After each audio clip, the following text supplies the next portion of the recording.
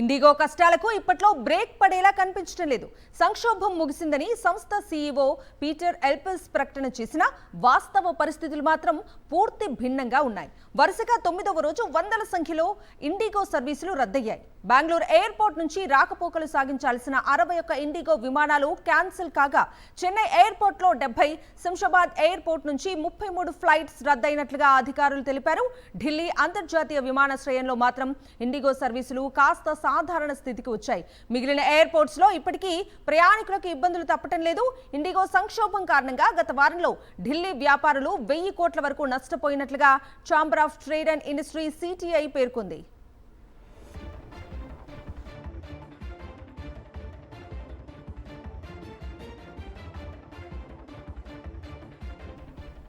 సంక్షోభం నేపథ్యంలో ఇండిగోపై పౌర విమానయాన శాఖ చేపట్టిన చర్యలు కొత్త సమస్యకు దారితీస్తున్నాయి. ఇండిగో సర్వీసుల్లో 10% కోత విధించింది డీజీసీఏ.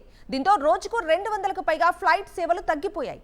అయితే ఈ స్థాయిలో ఇతర ఎయిర్లైన్స్ సంస్థలు సర్వీసులు జోడించలేకపోతున్నాయి. ఎయిర్ ఇండియా కేవలం 12 విమానాలు మాత్రమే అదనంగా యాడ్ చేసింది. దీంతో ప్రయాణికులు కొత్త కష్టాలు మొదలయ్యాయి. రద్దీ మార్గాల్లో ఎయిర్ టికెట్ ధరలు పెరిగే ప్రమాదం ఉందని ఆందోళన వ్యక్తమవుతోంది.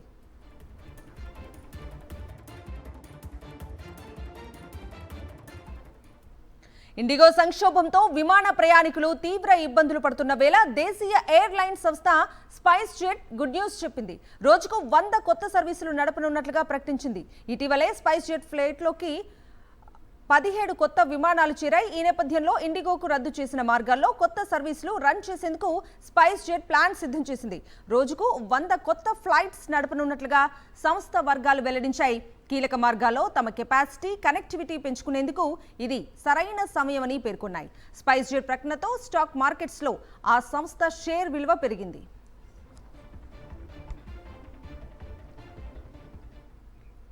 ఇండిగో సంక్షోభాన్ని నివారించడంలో కేంద్ర మంత్రి రామ్మోహన్ నాయుడు విఫలమయ్యారని మండిపడ్డారు.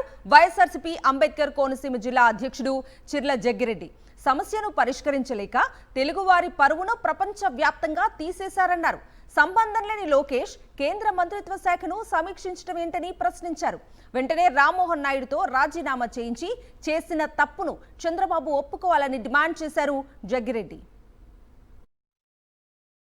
చంద్రబాబు నాయుడు గారు ఎప్పుడు చెప్తుంటారు, మాకు బ్రాండ్ ఇమేజ్ ఉంది అనేటువంటి మాట చెప్తున్నారు. ఈ ఆంధ్ర రాష్ట్రంలో ఉన్నటువంటి తెలుగు వారు అనేటువంటి బ్రాండ్ ని మొత్తానికి దేశంలో ఇవాళ నాశనం చేసిన ఘనత కూడా ఈ కూటమి ప్రభుత్వానికి వస్తుంది. ఎందుచేతంటే ఇవాళ ఇండిగో ఫ్లైట్ సంక్షోభం ఏదైతే ఉందో దాన్ని సమర్థవంతంగా ప్రక్షాళన చేసే కార్యక్రమం చేయకుండా ఇవాళ దేశ స్థాయిలో మన బ్రాండ్ తెలుగువారి బ్రాండ్ ఇమేజ్ ని పాటు చేసినటువంటి నాయకుడు చంద్రబాబు నాయుడు గారు. ఎంతసేపు ఇండిగో వాళ్ళు తప్పు చేశారంటే మీరు మంత్రి పదవుల్లో ఎందుకు కూర్చున్నారు? రామ్మోహన్ నాయుడు కూడా మీకు సిగ్గు సెర ఉంటే మీరు రామ్మోహన్ నాయుడు చేత రిజైన్ చేయించి మేము ఈ శాఖను నిర్వర్తించడంలో ఫెయిల్ అయ్యామని నారా చంద్రబాబు నాయుడు గారు కూడా ఒప్పుకోవాలని లోకేష్ గారికి ఏమి సంబంధం అడుగుతున్నాం. ఇవాళ భారతదేశ ప్రజలంతా కూడా చీకొడుతున్నారు. రాష్ట్ర మంత్రి కేంద్ర మంత్రిని మరి ఆదేశాలు ఇస్తున్నాడనే విధంగా ఇవాళ తెలుగుదేశం పార్టీలో వస్తున్న మీడియా ప్రచారాన్ని ఈ దేశ వ్యాప్తంగా చీకొడుతున్నారని